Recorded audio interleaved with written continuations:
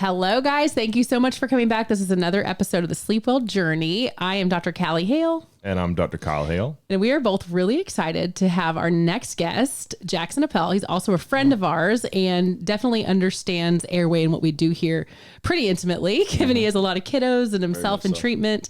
And we're so excited to have you. Thank you for coming. Well, thank you for having me. It's a pleasure to be here. Absolutely. So we obviously have talked a lot over the last year of airway growth and development and kids, and you've seen the changes in your own kids, and you've helped us tremendously with our son, who definitely needed some help running well and using his body. He may have ran like a wheelbarrow about a year ago. But okay, he's going to hear this one day, so probably be a little nicer. He'll also watch a video of himself running when he was just turned 8, and he'll agree. Yeah, but I do want to make fun of myself here for a minute and just talk about that first time you guys all came in. Oh, that's a good story, dude. That's a good story. Can we start there? And it's okay with me. Absolutely start there. Do you want to tell that story, or do you want me to tell that story? I'll tell from my perspective, and then you guys, and then you can correct it. Okay. But yeah, go for it. I mean, that day was kind of, it was a really busy hygiene day, and my staff came in and got me, and they're like, hey, we need an exam. We got a new family, a bunch of kids. And I was just kind of, I didn't see you that day. I only saw the kids that day, I think. Like, you were physically there, but I mean, like in the chair. Did I do an exam on you too? Do an exam on me, okay. no. And then, but I think it was Courtney and the kids, and then you walked in, and you might have been wearing an A&M shirt. No. Well, I don't know how it came up, but yeah, I was kind of a fan for a second. There's more to that story. Okay, tell me what the real. So I think you were working on one of them. I think it was Tade. Yeah. I think so. And I think you saw his last name. Mm-hmm. And then, that's right. So you saw last name, and Maybe you're like, "What's your dad's name?" And Tade was like, "Jaxson." He's like, Or why do you Dad, need I to think know is that? what he said. And he's like, "Jaxson." She goes, "Really? Oh, I know him." And Tade goes, "He's standing right there." Oh, that's right. And then you I like forgot. turned and looked at me like, "Oh my gosh." No, I was not that dramatic, was it? You were pretty dramatic. And you're like, "Oh my gosh, so embarrassing. we went to A&M, like huge fans, all Yeah. blah, blah, blah. I loved watching you play." Do you happen to have like a picture? Oh my God, I did not. I think I did. I really do. I think I said, did. No, I don't carry 8x12 glossies in my truck around to hand them out and sign to people. You're like, "Well, that's okay. Well, we'll get one later." I said, "I'm totally joking. I don't have any at all." And that was day one. And I'm surprised y'all ever walked back in the door. it was funny. It was funny to tell the story all the time. Oh my gosh, I did. I remember I went up to the front desk when we were gonna, because it was like seeing Tate and knowing, okay, he was gonna start the ortho treatment with me or whatever. And I was like, "Guys, I've never done this before, but we're doing an Aggie discount." And I just like wrote it really big on the. They're like, "All right, whatever." Like, you're so weird.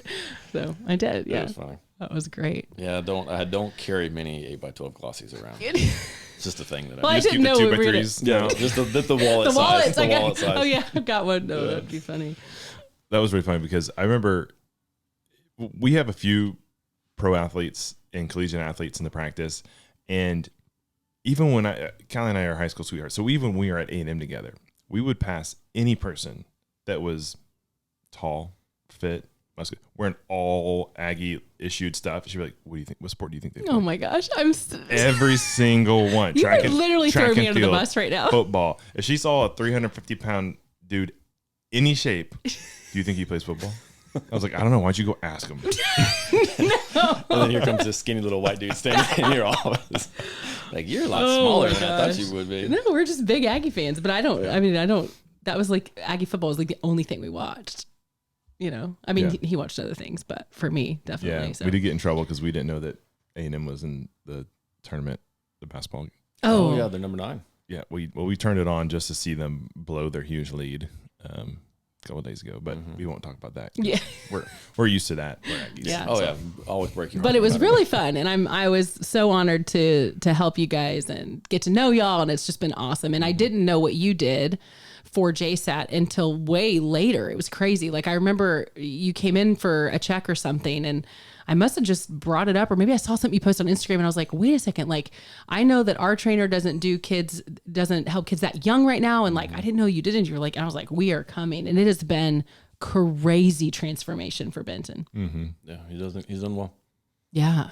So what I think with Benton is he thinks about the way that his body moves now, whereas before it was just whatever he had learned just from going from being in a crib to crawling to walking. There was never any like coaching on it, you know, and it's just like, you know, I played sports in high school. You played sports for beyond high school, and I'm sure you've had plenty of people tell you how to do those things. You didn't? Oh man. So how did you you just started JASAT? Why are you so good? Is what he means to ask. No. Give us the background. Yeah. So, where do you want me to start? Like with my personal background, or just like the leading gym, up. Yeah, go ahead. Just whatever. We didn't let him introduce himself, so let's just let him do that. Then let's just back up. Here, we'll hit the button again. But who is Jaxson and what is JASAT? And so I went to Friendswood High School. So I'm from right here. Went to A&M, played at A&M, and then I was a free agent with the Tennessee Titans. I was there for a little bit. I tell people that I got there. They figured out I was 5'10" and white, and then sent me home. So I wasn't there for very long. And then what position? I was a defensive back. Okay. Yeah. And then I was a college scout for the Houston Texans for a bit. And then I was a GA at Texas A&M under Mike Sherman. Mike Sherman was the offensive coordinator at the Houston Texans when I was there. And then I went and got a job there. I worked for 2 years with him. And then I got fired, or the defensive coordinator got fired. And so everybody trickles down and everybody is gone after that. And then I was the defensive coordinator, and I coached track at Clear Falls High School for 3 years. Oh. And then when my oldest son was born, I would leave Wednesday morning when he was still asleep, and I would not see him awake again until Sunday night. And so I was like, I'm not doing this. I was like, this is high school football. This is not a passion. I like coaching. I like doing that type of stuff, but I've given enough of my life to football. I'm not giving any more. For sure. And so I wanted to stay at that school, and I wanted to continue to coach track, and then move my second sport, because you're a dual sport contract, so you have to have 2 sports. And so I wanted my second sport to be cross country, ball and spring, and they weren't okay with that. So I left there. Excuse me. And then I taught social development to emotionally disturbed at-risk kids at Spacer Intermediate for 3 years. Oh, wow. And so I did that. And then because Courtney suffered with at this point, we've had our second son, and she suffered with postpartum depression with both boys. And so when she was pregnant with Navy, our daughter, I told her, I was like, hey, I'm gonna take paternity leave, and I'm gonna stay home, and I'm gonna help take care of you and let you recover and do all that type of stuff, because I didn't do a very good job the first 2 times. And she was like, okay, great. What are we gonna do for money? And I said, well, because they don't completely cut you off, but they just cut you, like your stipend, you're paid in half and that type of stuff. I was like, well, I'm not worried about that. I'm worried about taking care of you. You're the priority. You're the focus. And she's like, well, that's great, but me being the priority is not going to put eggs in the fridge. So we got to figure something out. She's like, that's all great, but yeah. She's like, why don't you start coaching kids? I said, no, I'm done. Because it was a bad experience at Falls, and kind of my exit from football and coaching was not the most pleasant. I was like, no, I'm done. I'm not doing that anymore. I'm not doing it. We've got to figure something else out. And my wife, being my wife, did not listen to me. And so I think she put an ad out on Facebook on like a Wednesday, like, hey, would anybody want? Oh, stop. She just goes right to it. You're saying no. I love it. Good job, Courtney. Right over the top of my head. Oh my gosh. So she put an ad out on Facebook, or I guess it wasn't even an ad. She just made a comment. Would anybody be interested in having Jaxson train their kids? And that was on a Wednesday. On a Saturday, I was working with 2 6-year-old twin boys at a park. Oh my gosh. Right down the street from my house. And that was in 2016. Yeah. And so it went from 2 to 4 to 8 to 12 to 24, and now we're in our building that we've been in for 4 years now, I think. So all right. So that's kind of that's where it got started. And then I was still teaching at the time. When we were doing both, and then it got to the point to where teaching got in the way of coaching, and so it was costing me money. So we stopped teaching and took that leap of faith and did all that type of stuff. But she deserves the credit, because if it wasn't for her, then this wouldn't have never happened. I would have never done that. I am not an entrepreneur. I'm not a business starter. I'm not any of that type of dude. I'm the type of guy that goes to work and then goes home. Yeah. And she and fishes in between. And fishes, fishes in between. Yes, I do like to fish. That's all I've been doing. I've been doing a lot of catching, but I've been doing a lot of fishing. So it's really thanks to her that we're even sitting here talking about this, because if it wasn't for her, then there would be I'd still be a teacher being miserable somewhere. Yeah. Well, for us, when we started worrying about, Benton races, we've talked about that lots on the podcast, and people would think, oh, you're not really like working out when you're doing that, which is false, right? 100% false. Yeah. But they just think, oh, he's like sitting down or whatever. And we just realized, like, especially talking about his ability to tolerate the heat in the summer while he was racing. Maybe you want to like shed some light on that. I mean, they're not strapped into a therapeutic mattress doing nothing. That's doing nothing. Like sleeping is nothing. And so for him, I mean, he had a really bad wreck 2 weeks ago. And I think I'm a firm believer that if you're not fit, then injuries go way further than they can if you are fit. If you're trained and not only the kinesthetic awareness of what actually hurts and how you can walk it off, but he was in a 10G crash, went from 42 miles an hour to 0 in 0.2 seconds with 100 and probably 100-ish pound go-kart slamming him into the tire wall. So he was the meat between the tire wall and he's meaty and the go-kart. And it's just driving it is an incredible workout for your core, for your neck, for your upper body. And where you see other kids struggle, especially kids really getting into it, the petite ones fatigue out real quick. You can see it in their lap times where usually they're like 15 to 18 lap races, depending on how long the track is. And lap 10, you just start to see those lap times. It's 100 times coming off. 10 degrees outside and they're covered in gear. Right. Yeah, that's where Benton is Mr. Consistent. He might not be, he's still learning. He's still young. He just turned 9 for crying out loud, and he's competing with 11 and 12-year-olds. But he's Mr. Consistent. And so he's been able to learn a lot and gain a lot of speed from kids who fall off. The kids who don't have the training, they are just driving go-karts all the time. And him having, I think even just the way he knows how his body can move, which he's something that he's really learned, and his balance. I think balance is really important. Well, raising his cardiovascular fitness is huge. When I used to race bicycles, like the MotoGP guys would come and race with us sometimes. And those dudes will get up to 180. You're pegged at 180, 190 sitting down. Like, give me a break. My gosh. You can't tell me that this is not your heart rate. I would love to have a heart monitor on him. Exercise. And so, that fatigue plays a huge part. And I think this is all anecdotal. Like I didn't say, hey, you're a race car driver, I can make you a better race car driver. Right. I didn't say that. I didn't tell you that. I said I can make him a better athlete, and then if that works for race car driving, then it does. I think where it benefits him the most is all those little stabilizer muscles that he now knows how to use. Like, and if you lift him in a traditional bilateral squat pattern, he's not going to hit all those little stabilizers, and he's not going to be able to hold himself up, and he's not going to be able to reduce his fatigue like you talked about, just because it's not hitting those shapes that he needs to hit when he's racing his. Yeah. Well, and I just think the awareness that like a program like yours even exists is like that's the biggest deal. And for you guys listening, they're in the greater Houston area. Like, you have to check out JASAT, because when we Googled it, and I am going here, we Googled like where he could go or what's around. It was Redline. You know this. I've told you so many times, you need a shirt that says not Redline because I've talked to more families that have gone there and recruited them to go to JASAT instead because of the amount of attention that your coaches put on these kids. I mean, it's crazy different. Well, we actually coach. Oh, that's great. There's your tagline. We actually teach. And so, like any skill set, if you're not corrected and instructed on the ways you're doing it wrong, how do you expect to get better at it? It's like going into a math class and like, oh, I did this wrong. Well, figure it out. Just try harder, write faster, and that'll make no. Wow. Like, you can't just run faster to get faster. You have there's a skill set. There's certain shapes and prescriptions and things that you have to hit, and you have to master all these things to be able to put it all together.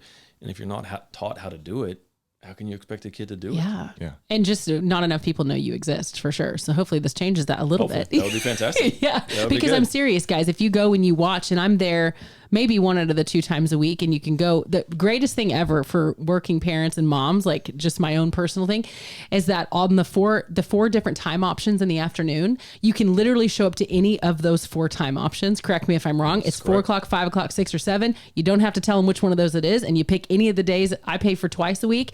We pick 2 days and we show up and we're there. That was genius. Was that Courtney's idea too? No, that was my idea. Okay. It is just so convenient for like, oh, something came up. And then if you're set to only going on Tuesdays, well, then that can be an issue, as we all know. But definitely, I think, we focus here, as you know, on children's growth and development and their sleep. Benton he never had a tongue tie. His arches are huge. He's been wearing a tooth pillow since he was like 4 or 5, something like that. And I was managing what I could manage, but I didn't know how to manage his physical growth and development, but I knew that he could recover and sleep at night. And so how have you noticed that different in your kids that wear tooth pillows, or even your other clients, or whatever you call them? Well, all 4 of my kids wear them, and you can tell a distinct difference when they don't, especially my oldest son. Like it changes his behavior so much in a negative way when he does not wear it and he does not sleep. He's more agitated. He's going into junior high. So he's like way more like, They have hormones now too. I'm a man. Like he'll be threatening to punch his brother in the face and then crying 5 seconds later. It's like, well, what are you? Are you gonna fight or are you gonna cry? Like we got to figure out what we're gonna do here, buddy. Like figure it out. Right. And so just the way that they sleep and the way that, because I believe that too. I'm a big proponent of sleep and recovery and things like that. My kids don't. They go to bed at 8:30 and that type of stuff, and we try and go to bed as early as we can. But just his overall demeanor, it's hard for me to describe it any other way, that he was just less twitchy. Yeah, interesting. He wasn't twitchy. He wasn't agitated. Things didn't bother him as much. He wasn't like just on crack all the time. Yeah. And so which is the brain just overfiring from poor sleep quality. Yeah, and now we don't have that issues anymore. They all 4 of my children are in a tooth pillow, and I would do it all over again in a absolute heartbeat. I remember when Courtney. I know what you're in. This is great. This is the first entry in, because we've always had, especially with Tater oldest, we've always kind of worried about him because love him to death, but he's just kind of a different little bird sometimes, and he has his issues and things and stuff. But great heart, loves people, loves Jesus, wants to do what's best for everybody. And so we've always struggled with how to help him the most. And she brought you up in that, and she's like, hey, we're gonna go do this, and he's gonna wear this tooth pillow. She brought it home, and I was like, this is a mouthpiece from Academy. It's like, you paid what? I could have. Somebody is a fan of me, and you just gave her that much money. Yes, it's like, this is a $3 mouthpiece from Academy. Like, it's not, guys. No, it's not. I promise you, it's not. I know. It's not. But then 2 weeks later, he was a completely different person. Yeah. And I was like, whatever you paid her, you should have paid her double, because no, I'm just kidding. You changed. Thank you. I appreciate the kid for sure. Yeah. So, no, she doesn't. You're the only one that she asked about glossy 8 photos. She doesn't. That's not her trick for everybody to get them to say yes to treatment. So I think we have a mix of dentists and just general public that listen to this. And even though I'm a dentist and a parent, I definitely had my preconceived notions about sending like your kid to go do any kind of training. Right, like interesting. There was you shouldn't lift. You should do body weight only until you're this many years old, or you shouldn't be doing this kind of trauma to your body until you're this old. And it's all stuff that like my grandma would say to me or something like that. Like, so you'd hear it and you just didn't know how real it was.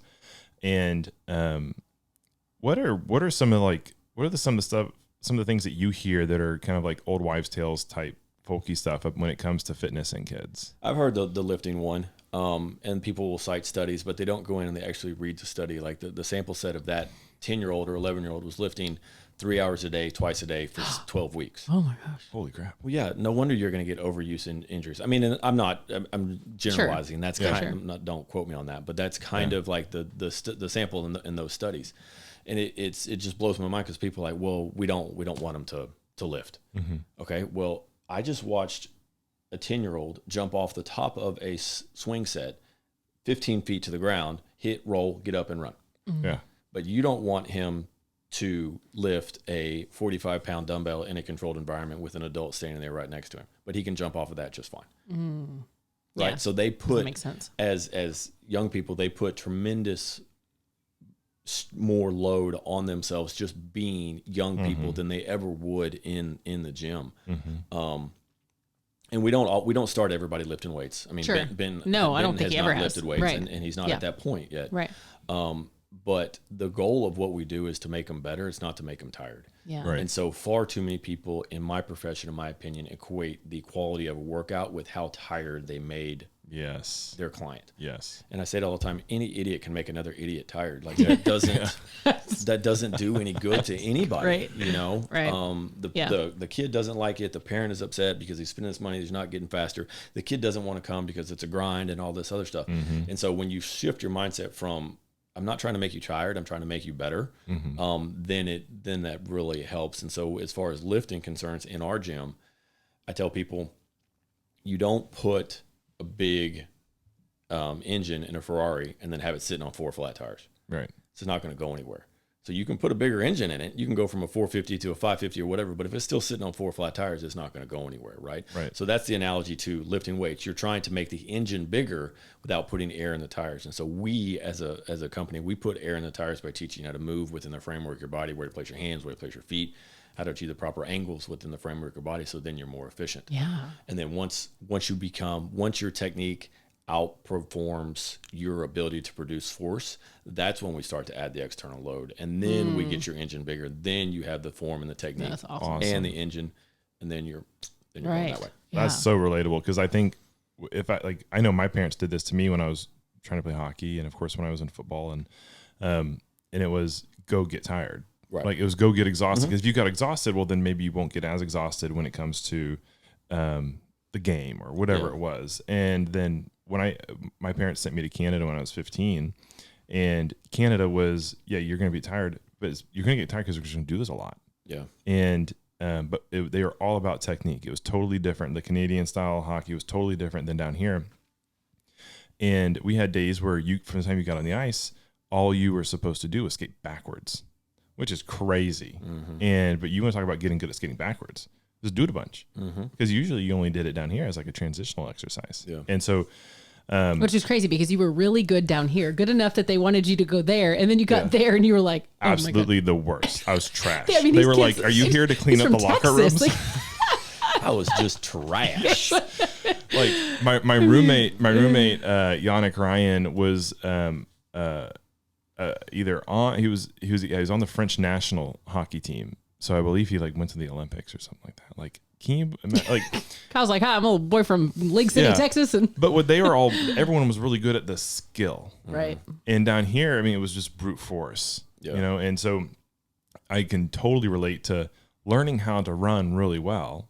Well, even if you've got this big engine and 4 flat tires, you're not gonna outpace the bicycle, you know. Not gonna go anywhere.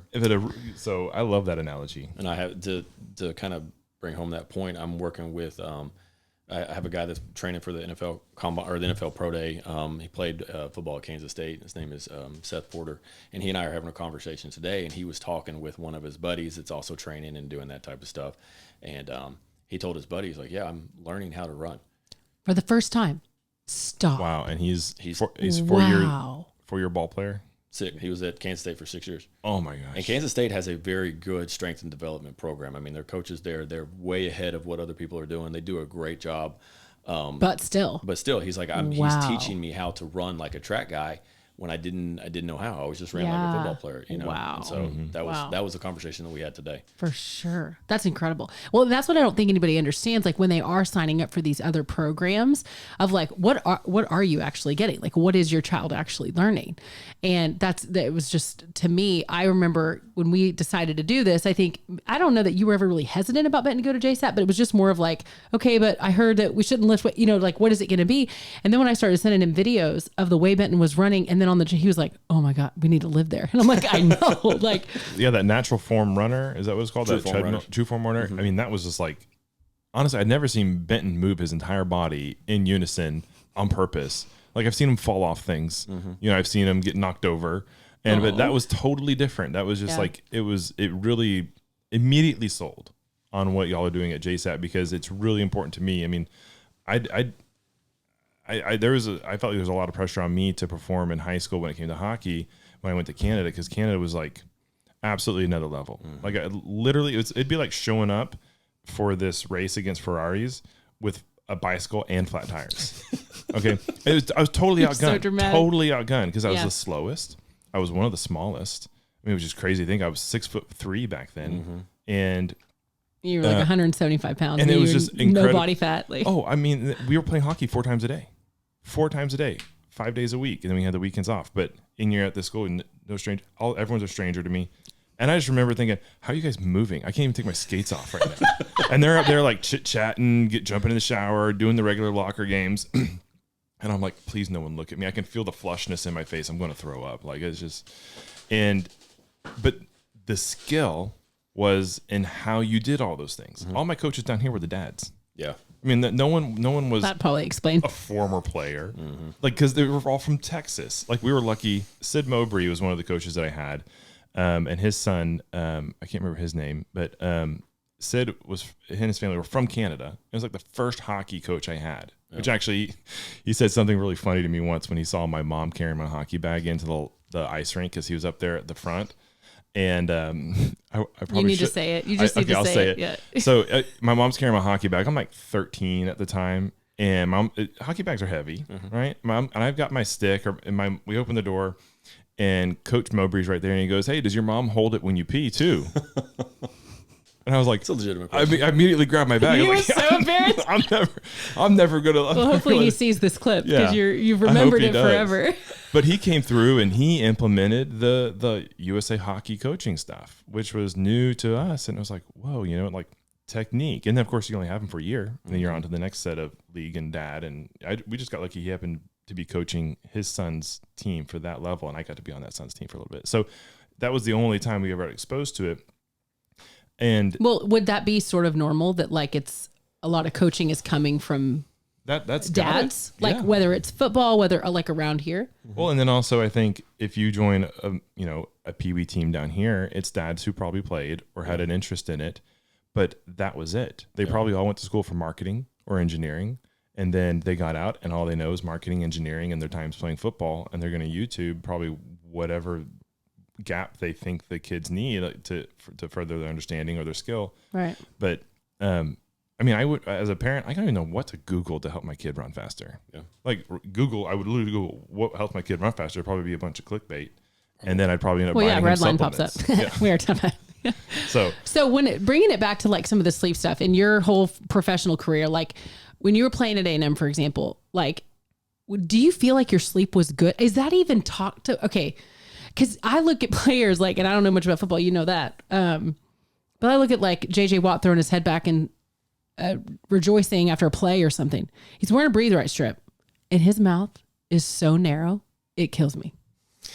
I'm like, imagine, I mean, you did great, but imagine like if you, no, so it's not talked about. The coaches, y'all's doctors on the team, nothing like that. Not when I was playing. Now that was 20 years ago too. I mean, sleep was not even a consideration. Like we spent more time out doing things we shouldn't have been doing than time sleeping. Wow. Like, and you can't sleep after a game. Like, it's one thing that people don't quite understand until you've done it. Like you have this huge 4.5 hour adrenaline dump. Wow. And then you can't go to sleep. And so you can either go home and sit by yourself or you can go hang out because you're going to be awake no matter what you're doing. And so there was no sleep. I mean, we play a game, and let's play a 6:30 game. We're done. Game's over at 10. Like you would think you'd go home and be in bed by 12. No, you're up the rest of the night. Wow. Yeah. Oh my gosh. Wow. Universally, like truly, like most 95% of dudes. Yeah. That just kills me for them. I'm like, you need to recover. Yeah, no. And now that was us. I don't think necessarily the NFL guys do that. We were still young college kids. I mean, didn't know about that. I don't know. The NFL, I'm sure, is a little bit different. But those guys are probably not sleeping well after the game just because it's too hard. Right. And so if I would have worked, because I was always really good at working hard when it was time to work hard. And when I wasn't in the gym or I wasn't at football, I paid absolutely no attention to anything other than what I was doing at the moment. My diet was terrible. My sleep was terrible. Just everything. Right. And had I known what you have taught me and what I know now about how important air and recovery and things like that are, then would have been different. Been totally different. If I would be the airway dentist for the A&M football team, that would be just awesome. Now they do. I know in like cycling, it's a big thing.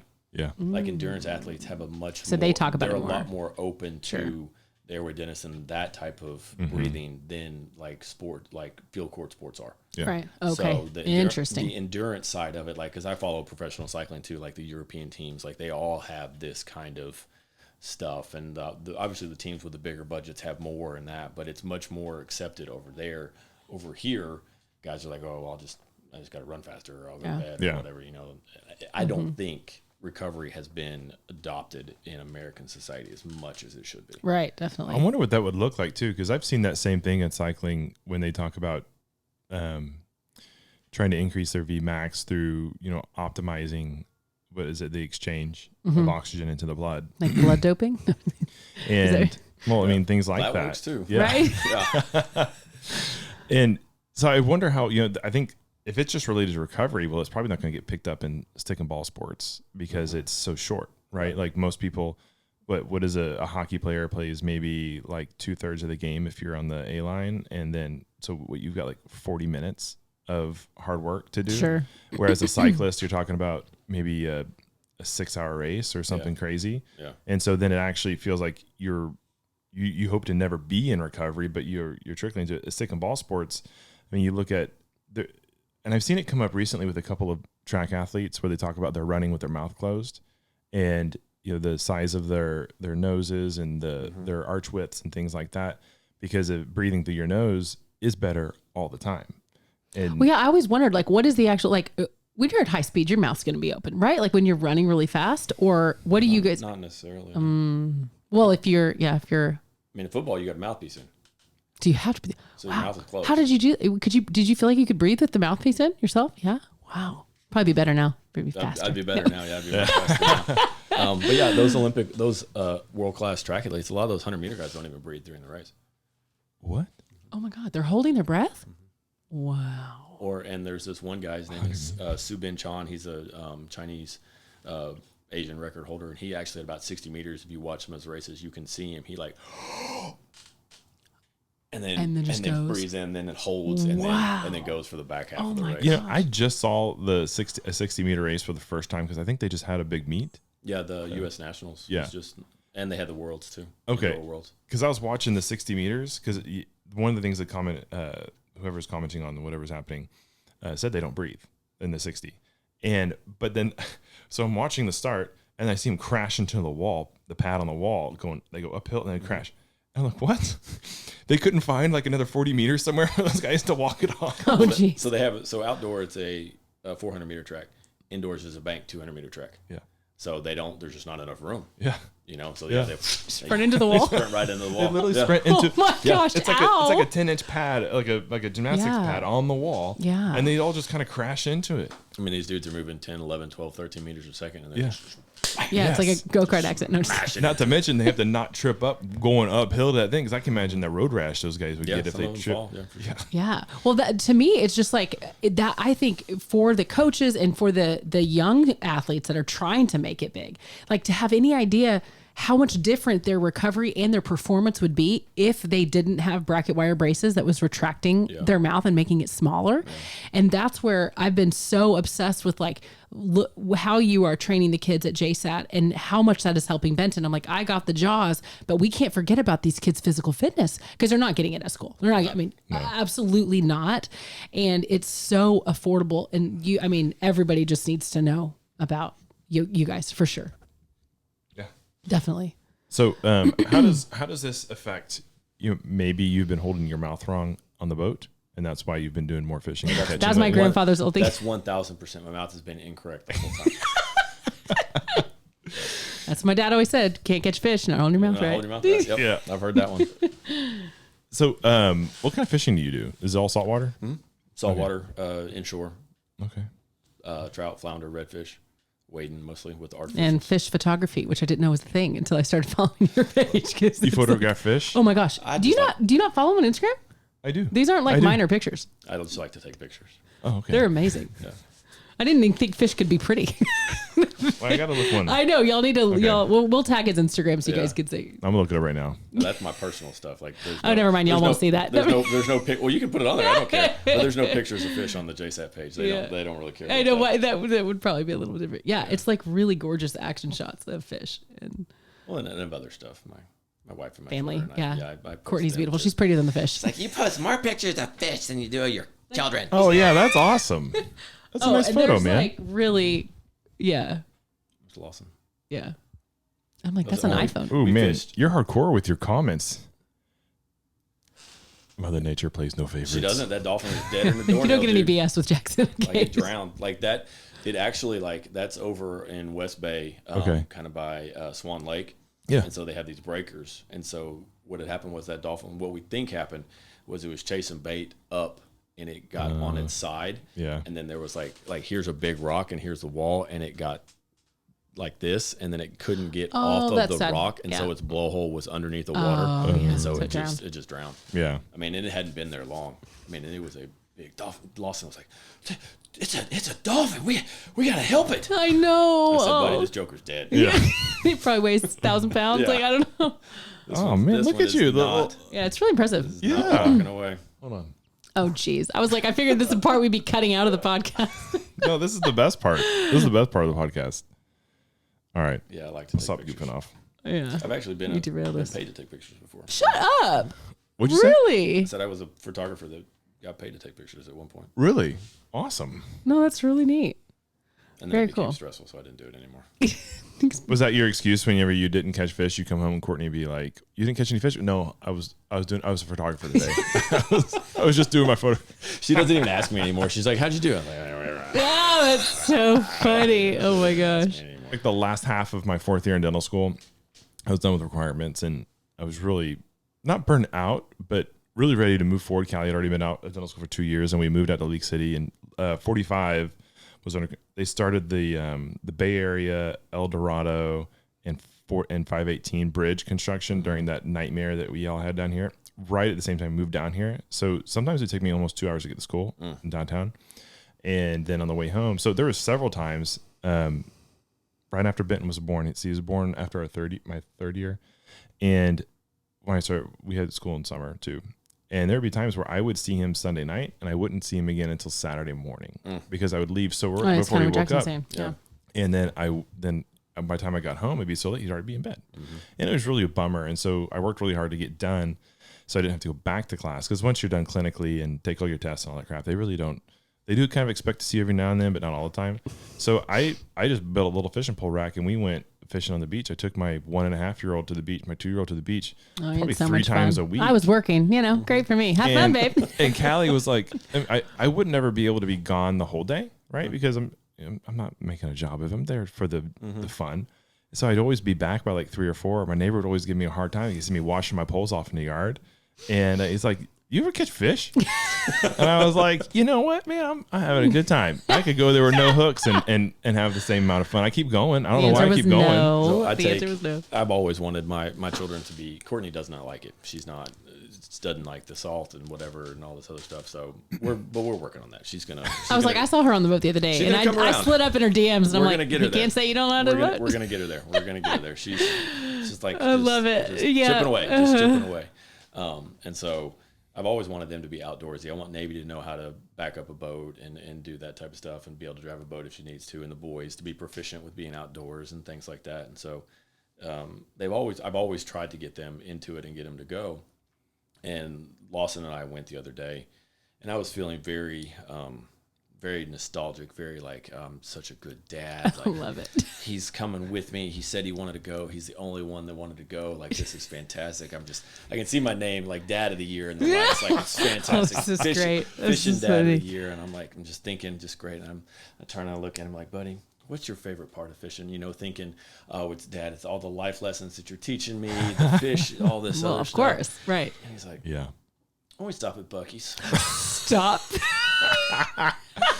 Oh I my bet you. gosh. Did you just laugh? Were you said- just like, Okay, well, I guess we're stopping at Buc-ee's then. oh my gosh, I was that's like, so I have all of this fantastic. in my head, and I'm spending all this money and doing all No this type of kidding, stuff. no I was like, kidding. do you just want me to take you to the gas station and back? I mean, because that'd be a lot easier than actually doing all of this other Oh stuff. my gosh, yeah, for sure. So that's So his favorite thing. Benton, the way where we practice, especially when we started, was at this place out in Katy. So it's like an hour from here.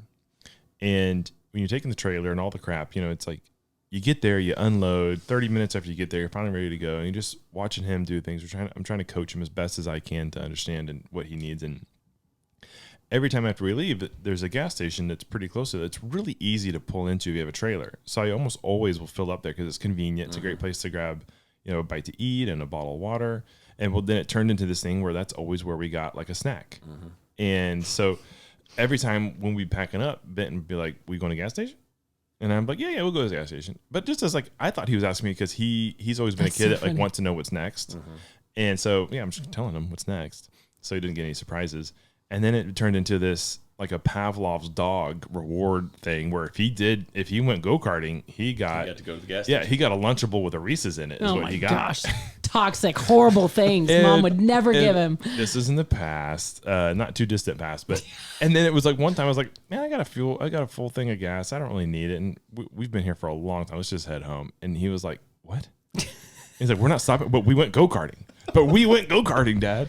And then we started going to this other go-kart track, and he's like, which gas station are we going to stop at? There's too many choices. I'm like, we're not stopping at a gas station. Isn't that funny, though? It's like we think it's all of the stuff that leads up that they really enjoy, but it's just going to the gas station. Yeah. Right. It's the little things, like just go to the gas station. Just Yeah, take your just kid do the to the gas things. station and Right. say, you can have whatever you want. Right. And Yeah. they remember that more than Oh, than for anything sure. else, Yeah. you For know? sure. Yeah.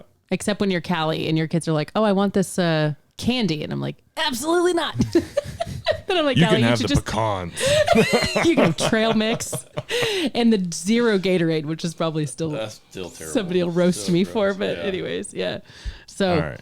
I want to ask the question. oh, yeah. Okay. The question. Okay. This is a pass along question. So what we do is we have a guest, the previous guest. I think he knew. Did we tell him who it was?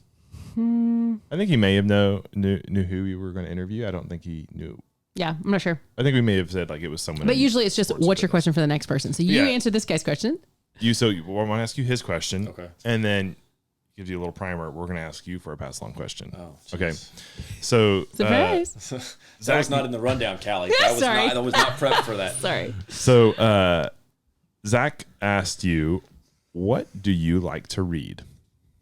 I like to read early 1900s frontiersmen's books Oh, For real? fun. about the fur trade. Yeah, Wow. the Hudson's Bay Fur Company trade. I'm currently reading a book that's about Lewis and Clark and John Coulter Oh, that's fantastic. and his travels and how like what they did as the early frontiersmen and stuff. And one thing that was like really that I kind of really found interesting about it is all of those frontiersmen. They all forgave the mountain man. They all forgave the comforts of civilized lifestyle for the freedom. Wow. He said universally, the author said universally, every single one of them was like, because I'm free, because I can do what I want to do when I want to do it. Wow. And I think that's Awesome. cool. So I read about that type of stuff, and I read training books. I don't read a lot of nonfiction books just because I can't get into it. I read the book before this I read was about the North. It was called Fire and Brimstone by Michael Punk, who wrote The Revenant.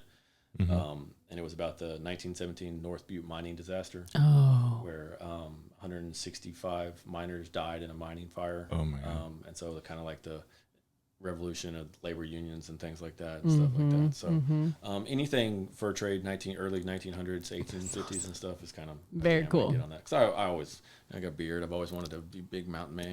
Yeah. Walk around, awesome. my pack, my tomahawk. And, That's all you need. do all You that- do all kill that your type of dinner and stuff. like, Paul Bunyan. yeah. oh, I love it. That's awesome. That was a really good answer. Yeah. Okay. Well, Well, prepared to be extremely disappointed with this next question. No, it can be anything. When we've had all sorts of fun pass along who questions. is next?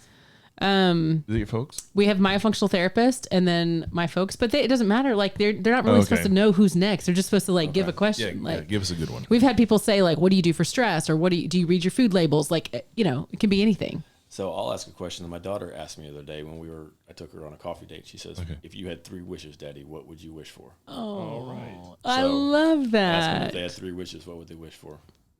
Navy is the most beautiful little soul ever. Looks like her mom. You're gonna have to lock her up. Yeah. That's what we say about Matilda too. You know what? That's such a good question. If you had 3 wishes, what would you wish for? Seeing this is what I did with her. Like, I don't know. What would you wish for? Oh my gosh. I think one thing I wish for was to never have the ability to never make the wrong decision. Wow, that's deep. Because think about that. Yeah. Always be able to make the right decision. Whoa. A lot of pressure. I'll write a book and then you could figure it out. Okay. You can write a book about what? I'll just write a book about making good decisions. Oh, okay. Yeah. Oh, because you're the guy. Okay. That was incredibly. A little humble pie might be nice. I'm just kidding. So I'll back up. But what you talk about these books and the frontiersmen that would leave what they would consider modernized world, and we would consider that to be like one of the worst camping trips ever, right? Yeah. And then they left it to go have that freedom. And I was talking to one of my classmates, and we were talking. He had a question about his practice, and he asked the question. He's like, "Dude, I don't know why I did this." And it's so hard. And he said that, and I was like, "What? Like built your practice, or what?" He's like, "Man, I don't know why I went to dental school." Oh. And I was like, "Dude, I know exactly why I went to dental school. I went to dental school for the freedom. Like I gave up some of the time during what would Our be entire 20s. We don't have any. our prime. Yeah. Like when I could have I fallen. think we're pretty good now. Yeah, we probably couldn't fall off a 2-story building the same way and pop back up. You know, Maybe. But and so, but you saying that made me think that same thought I had on this phone, and that guy just sitting there, and I love this dude. I mean, he's being really hard on himself. He's going through some tough stuff, but he just was. I don't know why I did this, and I can't even imagine like having regret about something like that but the reason I did it, I never really saw myself as a dentist forever. I never really saw myself as anything forever except for Callie's trash guy, but. Just Did she take it out and set it right by the? Oh my gosh! That was literally. Yeah, I'm not taking it. That's where the trash was Then, when I got home. then he needs to leave those containers a little closer to the kitchen. Just kidding. Pull the outdoor trash cans into the house. No, Oh I'm yeah. joking. Well, and what's funny is I saw a TikTok the other day, or is it on Insta, and someone was saying, you know what? This is the balance of the house. She will take the trash and put it right 5 outside the feet. kitchen. I'll take my laundry and I'll put it right next Oh my God, to it's the so laundry bad. hamper. No, you don't even. You have no idea the amount of self-control for me when everything is touching the hamper on the outside of the hamper. Just open the lid up and All I'm saying Put is it in I'll there. take- See, I it's the like that. balance. That's a good balance. Like then that clicks in my Wait, do you brain. do the I same can thing? understand that. Oh, 1,000%. oh my God, was Yeah. this like a male problem? Like, Well, it's like 5 steps away, and I already made it most of the way there. And Like in the laundry hamper is getting taller because Courtney was on spring break this week and she was Ours is really she was tall. on spring break, and so it's just cracking up. And have you seen those memes like the women like putting the trash and keeping it from falling? And I just caught myself doing that with my shorts. I was like, and then it fell, and I was like, damn. Oh my gosh, Get you- back up and yes. did all this like, and I'm building. I bought another I'm hamper building just because I this couldn't. tower. No, I couldn't. I can't. It just. Well, it's like how when we broke down for Christmas, like we've got all these totes that all the Christmas stuff goes into because she's got a hobby. She's got a pawn shop's worth of Christmas crap in our house. I love Christmas. And I'm like, okay, I bring out all the totes and I lay them out there. And she fills them up past where you can put the lid on. I was like, dude, Doesn't do any good. why put it in the tote? So now it was genius because you totally dismantled the tree, and I just sit there, with a glass of Chardonnay. It's fantastic. Because I didn't want to do it twice. I mean, just, Yeah. Oh, well, that's an interesting story that you just brought up about that. And Yeah. I think if hopefully with anything, this podcast helps the dentists that are listening, the small business owners to know that we all go through similar battles. I don't care if it's dentistry, if it's a gym and you've got clients. I mean, we're all looking at that, and to have an outlet, to have somebody to talk to. That's why I have the Sleep Well mentorship program for dentists that are learning sleep apnea, because there are so many of them that I've had conversations with that just needed to know that they were on the right track and they're doing the right thing. And when I get in there and I'm like, this is amazing. You literally just saved that kid's life. Like, this is a win. And they're like, oh, awesome. I'm like, yeah, like I want to give you that permission. And I think what you're doing for the kids is sensational, and everybody needs to know about JASAT 100%. And I think to piggyback off what you said, I think in society today, we're conditioned to think that everything is perfect all the time. Yeah. It's not. Not. It's not the way the world is. Like you go like this, and then you go down here, and then you go up, and then you go down, and it doesn't. Hopefully, it goes up that way, but nothing's perfect all the time. Like there's times I don't want to go to work. yeah. I Sure. don't want to do this. Same. Like I want to go do something else. Yeah. But those times are the reason that I still do what I do after this long, and I enjoy it. Is those times are few and far between. Right. And so I feel that way less and less as it goes on and stuff. So, And I think we do with practice and reading, and we just get better at handling the lows too, that we know they're temporary. Yeah. And we know that we're going to get through it. And we know that, for me, Kyle will always say, like, any patient that isn't like totally cured, I like take it home with me. And I'm so frustrated about it. And but there's always a win in these cases in there. You just have to, you just have to find it. The small victories. Absolutely. And but also don't take that away from your personality, because that's also what makes you very good at what you do, because you do care. And yes, so I do. And it drives me. It drives me to figure out, well, then what is the next step? Because I'm not going to accept it. With the kids, though, I mean, not to get into a whole nother tangent as we're kind of wrapping this up, they deserve to be perfect, in my opinion. They're growing. We absolutely can get them where they need to be to make sure that they are obligate nasal breathers and sleeping so that they can recover and go work out and get the best of what they can be. It's harder once you're an adult. We talk about it all the time. They did a whole lot of stuff to us back then that shouldn't have been done in our braces, myself included, you included. But the kids deserve to be perfect. And I love all the people that we've had on this podcast and what you're doing for these kids to be physically fit, because it is missing so much in America. These kids are on their tablets all the time. They're not running. And they're certainly not sleeping well, and the diet and the food and all that is horrible. So if you all have kids and you are in the Houston area, you need to check out JASAT. Tell them how they can find you.